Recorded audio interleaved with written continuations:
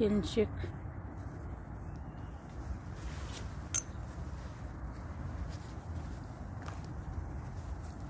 Біреуді соғыпты.